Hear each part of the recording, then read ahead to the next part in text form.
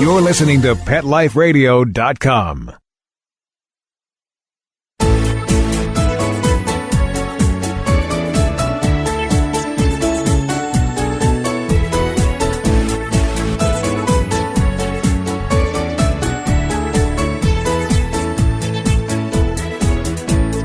Hey there, pet parents. This is Kristi Vaughn, host of the Doggy Dish. Today we are getting fit with our favorite workout buddies. We'll be right back after these messages from our sponsors. We'll be right back right after these messages. Stay tuned. Listeners, I'd love to introduce you to PetPlate.com. They deliver freshly cooked human-grade dog food right to your door. I'm talking about dog food that is so high quality that even us humans could, technically, eat it. I've been feeding Pet Plate to my pup for the last 2 weeks, and it's perfect for my picky pup, and perfect for me since I'm so busy. So if you want something super healthy, really tasty, and ready to serve, go to petplate.com/spot to get 30% off your first box. Once again, that's petplate.com/spot to get 30% off your first box. PetPlate.com. Let's talk pets on PetLifeRadio.com.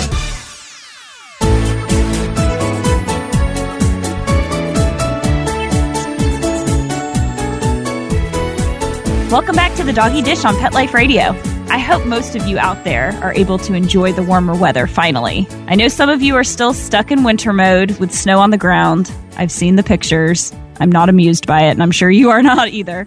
But with summer approaching, getting our swimsuit bodies back is on the minds of many. And if looking better isn't on your to-do list, perhaps you just want to feel better. Are you feeling a little sluggish from eating those comfort foods all winter long? Have you also noticed that Fido's midsection is a little thicker than it was this time last year because maybe you've been slipping him some unauthorized goodies? Well, I'll tell you what. I was looking through some photos from last year, and I noticed right away that our Sadie had gained weight. That gave me an idea for this show, which is why we are tackling the subject of losing weight and feeling great. Now, you probably already know that if you try to accomplish this task by yourself, it's much more difficult than if you have a buddy doing the same thing right alongside with you. It's all about accountability and staying consistent.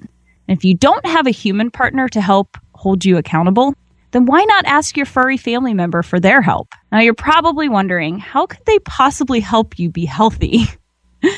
Well, dogs are known to help us get up and get moving. And obviously, they have needs like we do. So we can always find a way to help each other. Now, depending on the breed of your dog, he or she may need a little bit more exercise than others. Bigger dogs tend to require more exercise to stay healthy, while smaller breeds with little legs sometimes can't keep up with the big dogs. But that's not always the case. But just to be sure, make sure you check with your vet before your dog engages in any new activity, especially if they're senior dogs or if they're puppies. Now, with that said, it's also really important for you to check with your doctor before taking on a new activity. Make sure you get a clean bill of health from your doctor before pushing yourself too hard, especially if you're new to exercising. If you are new, if this is a whole new world for you, be sure you start with something less strenuous, like just going for walks. Once you feel like you can handle more, you can start increasing the pace of your walk and/or the distance. You can grab your dog and his leash, and baggies, of course. Grab your fitness monitor if you wear one, and head outside to enjoy the beautiful weather. And hopefully you have beautiful weather. Just start with walks around your neighborhood, or maybe a local park if you have one nearby, or even hiking trails if you have them nearby. Now, I just discovered this awesome recreational area near us, and now it's my new favorite spot for peaceful trail walks through the woods. I grabbed Sadie, because she's my walking buddy, and we head for the trails. They even have a sheep farm. So, of course, we have to go over and say hello every time. And once the weather warms up even more, try to plan your walks for early in the morning or later in the evening once the sun goes down. Be careful with hot pavement. Try to walk in the shade if possible, or on the dirt. Burned paw pads is a real thing, and it can be excruciating for your dog. So just be really careful when it gets really hot outside. Just know that the pavement heats up. They even make little booties, and you can put the booties on your dog and head for the trail or even walk on the pavement, and that will protect their pads. So consider checking those out. Now, if you're already a jogger or a runner, consider taking your dog along with you if he or she is also a seasoned runner. You don't want to push him or her, but if you have a breed that naturally enjoys running, then you already have the perfect running partner. There are also special leashes that attach to you, so you don't have to worry about holding on to the leash. These leashes are also good for biking. So if biking is more your speed, you can consider biking with your dog. I'm actually considering attaching a baby buggy to the back of my bike and letting my Frenchies ride in there. Now, I know that is the epitome of crazy dog lady. I'm aware. But I'm okay with that. Now, my Sadie loves to run, and she actually does really well with the leash while running. Now, if she spots a squirrel or another interesting creature along the way, it is possible I may get pulled over to investigate it with her. If you're lucky enough to live near the beach, you could always consider running on the beach, which I'm sure you already do if you live at the beach. It's better for your joints, and you can be outside by the water and enjoy the beautiful scenery. Sounds perfect to me. Now, there's always rollerblading with your pup. This can be an excellent form of exercise for both of you. If you're brave enough to strap on a pair of rollerblades and go out for a roll with your dog, then I say go for it. Now, it looks like fun. I haven't tried it, but it looks like fun. And I know it does burn a lot of calories. And I'm sure it's fun for your dog, too. They may be a little bit confused at first, so you might want to just kind of try it out in your driveway before you venture out. But just be sure to be safe and wear a helmet and pads, especially if your dog is known to really pull you. Just be safe. You don't want any accidents. That would not be good. Now, as the temperature rises, you'll want to be around water if you can, right? If you have a swimming pool or you have access to a swimming pool, consider swimming laps with your dog. If he or she already knows how to swim, then you have the perfect lap partner already. If not, then you'll need to teach him. I know it seems strange that dogs would need to be taught how to swim, but it's true for some breeds. Start with a life jacket and then slowly let them get used to being in the pool, because sometimes they don't really like the water too much. Maybe they associate it with taking a bath, which is the case with my dogs. You know, some dogs actually hate the water. I know mine do. But others absolutely love it, and they may not even know that they do love the water. So try it out. You know, if you have a lake nearby, maybe try a shallow part of the lake, going in, letting them swim around a bit, maybe playing fetch in the water. Just be careful, obviously, of creatures and whatnot in the lakes. You just never know what's lurking. So swimming pools are probably a better idea. If you're looking for something you can do in your backyard and something that's super easy, just go ahead and pick up an old-fashioned tennis ball and play fetch with your dog. Again, this is an activity that comes naturally to some dogs, but maybe not others. My Sadie likes to chase the ball, but she doesn't always bring it back. She has that prey drive going on, but she doesn't really know how to fetch. We've had to teach her how fetch works. So we throw the ball because you bring it back. Got it? And it makes more sense to her now. It is an abstract concept for some dogs because they want to hang on to it. But if your dog prefers a Frisbee, that can also be fun, and it can burn some calories. So pick up the ball, throw the ball, pick up the Frisbee, toss the Frisbee to them, and you're both outside having fun and burning calories. It's a win-win. Now, if you're looking to build some muscle through strength training, you can try incorporating your dog into your at-home workout routine. I know that sounds interesting. For a fun look at what I mean, be sure to check out our Get Fit with Fido video on our YouTube channel. It's up now, and you can head there and check out a brief video of what I mean by incorporating your dog into your workout. The link is also on the show page, so you can head over there after the show and check it out. Just know that everyone involved had a blast making the video, even if they look like they didn't. I promise you they did. At least I think they did. I had fun. But it's basically doing like plyometric and body weight exercises, but incorporating your dog so you get a little bit of extra weight. So you can do some plank taps, and you'll see what I mean there. You get in the plank position, and if your dog sits nicely and doesn't move, you can actually tap their head and alternate, and it actually builds your core muscles. There's some other exercises. You can check it out on the video. Now, even though most gyms aren't dog-friendly, as you can see, it's pretty easy to incorporate your dog into your exercise routine. All right, so we're going to take a quick break and be right back with more Get Fit tips for you and your workout buddy. sit, stay. We'll be right back after a short pause. Well, 4 to be exact.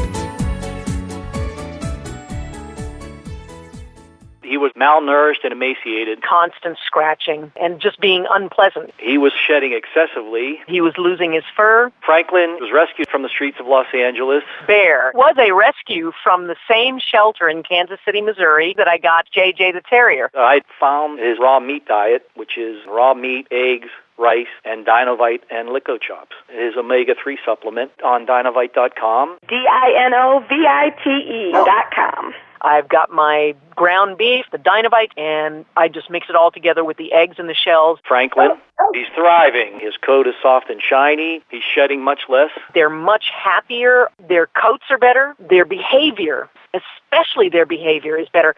How do you feed your shelter dog to derive a great attitude? Start that little pet off right. 859-428-1000. 859-428-1000. Just go to Dinovite.com. DINOVITE.com.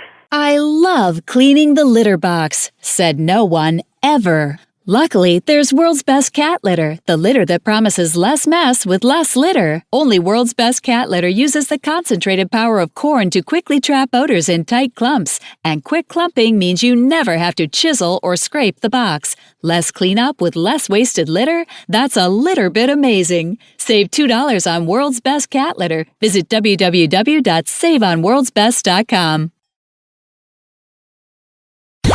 Let's talk pets. Let's talk pets On Pet Life Radio. Pet Life Radio. PetLifeRadio.com.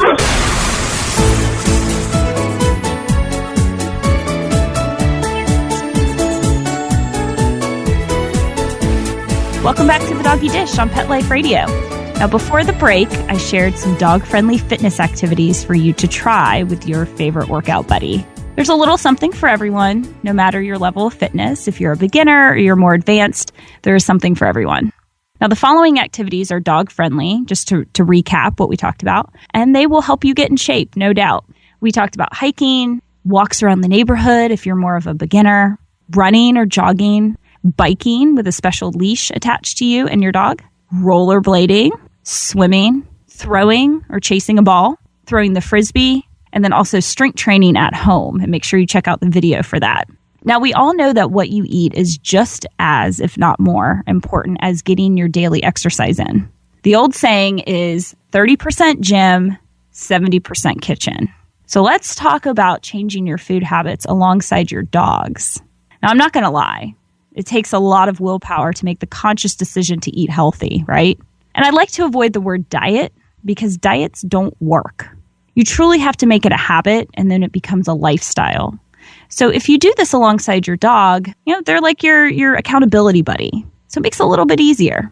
The easy part for them is that you tell them what they can and cannot eat, for the most part, right? Unless they steal something. If it were up to my dogs, they would be eating everything they could get their little paws on. Now, sometimes they try that, but of course, mean mom stops them. Now, for you and for me, it's more difficult because you have access to bad stuff and you have to choose not to eat it. Now, all of the foods and snacks I tell you about are for both you and your dog. There may be a slight modification for your dog, but for the most part, you can share it with them. So whatever you make for yourself, you can share with your dog. This allows them to truly be part of this journey with you, which makes it more enjoyable. Now, healthy snacking seems to be a tough one. That's where people cheat a little bit. So we're going to focus on healthy snacking habits you can form with your dog's help. Now, snacking doesn't have to be a bad thing. If you're choosing the right snacks, you're actually doing your body a favor. You're fueling it when it needs it the most. Stick with fruits like berries for a healthy treat. Strawberries and blueberries are always a good choice for both you and your pup. Veggies are also awesome snacks. Carrots are my favorite snack to share with my dogs. They know as soon as I go to the refrigerator and take out the carrot bag, they all line up and they stare at me. It's a little unnerving, but I'm used to it at this point. And so for an extra treat, you can always add peanut butter to your carrots. And that's an extra treat for you and your dog. So as soon as they hear that carrot bag come out and then they hear the snapping of the carrots when you bite down on it, that's when they really go crazy. So I'll do a bite for me, a bite for them. And I don't feel bad about it because it's a healthy treat. Now, since it's getting warmer outside, this next one might be especially tempting. Well, we all reach for watermelon to help cool us off, right? Well, dogs can also have refreshing watermelon. Just be sure it's the seedless kind, since the seeds can be very harmful to them.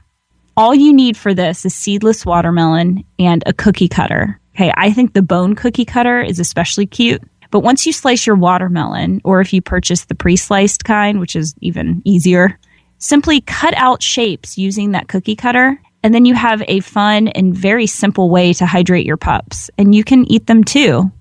And so you can use your fun, holiday-shaped cookie cutters if you want. Maybe you have a little palm tree for the summer, a bone-shaped cookie cutter, whatever you choose. It just makes it a little bit more fun for them. Another fun and healthy frozen treat involves your ice cube tray. Now, we've talked about using ice cube trays on the show before, and it's really a staple if you're going to be making any type of your own dog treats. You can suspend fruits and veggies inside the water and then freeze them, and you can do that using your ice cube tray. Some of the best ones to try are pieces of strawberries, if you just cut them up really small and stick them in the ice cube tray and then fill it with water. You can also do blueberries, raspberries, and carrots.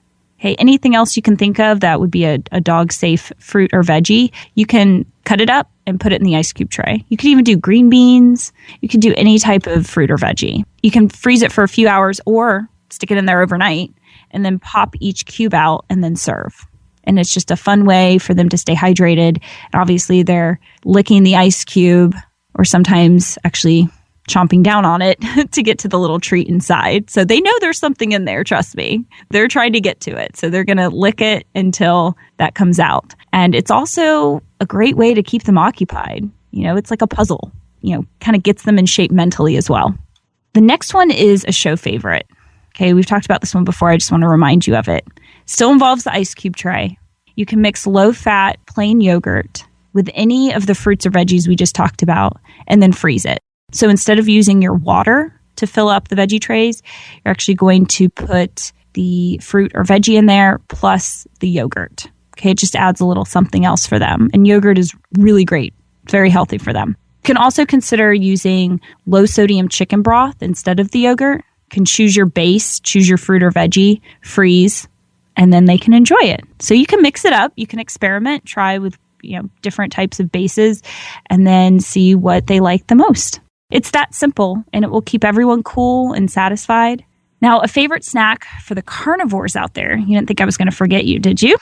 Since the store-bought jerky contains a lot of salt and unknown ingredients, try making your own jerky. It's really easy. It's a lot easier than people think. You can control what goes into it, which makes this the perfect meaty snack to share. So if you like jerky, and my guess is your dog already likes jerky, even if you don't know they do, you can make something like a chicken jerky to share. And all you need is a half pound of boneless, skinless chicken breast tenders. Or if you already have some chicken breasts on hand, maybe the full chicken breast, you can just cut that up. And you'll need a half cup of vegetable oil. You'll also need either a jerky maker or a food dehydrator. Or if you don't have either of those, no worries. You can actually just use your oven. Now, it wouldn't be jerky unless it had seasoning, right? It wouldn't taste very good, at least. Now, the following seasonings are safe for dogs. You could use parsley, rosemary, or sage, or a combination. Okay, so those are safe. You don't want to start putting salts and peppers or anything else on there because that's really not safe for dogs. You're going to start by patting the chicken dry with a paper towel and be sure to cut off any excess fat. Slice the chicken into strips about 1/4 inch thick. Coat the strips with the oil and the seasoning, and then place the strips on the dehydrator tray. Make sure they're not overlapping because you don't want them to dry into each other. So make sure there's enough space in between. And also with the jerky maker, it needs the airflow to really make sure it's drying it evenly. Put the tray in the dehydrator, turn it on, and set the temperature for 140 degrees. Okay, so in the jerky maker, it'll take probably between 3 to 12 hours, depending on the consistency and also depending on the settings on your dehydrator. So it could take a long time, especially if you want it really dried out. It may take up to 12 hours. So you're going to have to be patient and tell your pups to be patient. It's also depending on how thick you cut the pieces of chicken. Okay, so just keep that in mind. If you have really thin slices of chicken, it's not going to take as long. It might take half that time. Be sure to keep an eye on them and check often so you don't over dehydrate, because then you're left with almost nothing. Just, be sure you're watching. Maybe every hour, hour and a half, you check it. Now, if you don't have a dehydrator, I said that you could use your oven, and that's true. Okay. So if you have an oven, you can make jerky. You would just place your strips on a baking sheet instead of on the dehydrator tray. Set your oven on the lowest temperature setting, which is usually somewhere around 140 degrees, and just let them hang out in there and dry out. Okay, it'll probably take a while, depending on your oven. Again, it'll probably take maybe 6, 8, even 12 hours. So be sure to check on them every hour. You don't want to just leave them in there and then walk away and leave the house or anything. But just make sure that, you're checking on them often. Now, once your jerky is finished, it will need to be stored in an airtight container because it doesn't have any preservatives in it. You can even refrigerate it for an even longer shelf life. So that's good too. While you have your dehydrator out, consider making veggie chips for you and your dog to snack on. Okay, this is a fun one too. Kale, sweet potatoes, and green beans all make wonderful dehydrated treats for everyone to enjoy. Okay, if you've never had kale chips, I know it sounds weird. They're actually really good. And they sell them in the store, and they're really pricey. Sometimes they season them, which is not the greatest for your dog, but it is really tasty. Okay, so if you're trying to avoid potato chips, then kale chips are actually really good. Give it a try. I know it sounds weird. Now, you can play around with the dry time just based on the consistency that you like, but keeping these snacks on hand will really help you avoid reaching for the convenient bag of greasy potato chips. Okay, so if you love something crunchy and kind of salty and savory, try these different chips. If you want to experiment with different types of vegetables, making like beet chips, if you slice beets, which can get kind of messy because beets will start, turning everything red. But if you have different veggies that you like, just try drying them out and making them into chips. You might be surprised. And this way, you're also not contributing to Fido's weight issue when you toss him a few kale chips. He's not going to gain weight off of the kale chips. So give that a shot. Make your meat. You can also make your chips. And everyone's happy, trust me. Well, we are out of time, and we would like to thank our producers for making this show possible. I always love to hear from my listeners, so please send your comments and questions to Kristi at PetLifeRadio.com. That's Kristi with an I at the end. You can also find The Doggy Dish on Facebook, Twitter, and Instagram, and now our new YouTube channel, so check that out. Be sure to like us and follow us to keep up with the latest and greatest in healthy cooking for your furry kids. Thank you for listening to The Doggy Dish. Bye-bye for now. Let's Talk Pets, every week on demand, only on PetLifeRadio.com.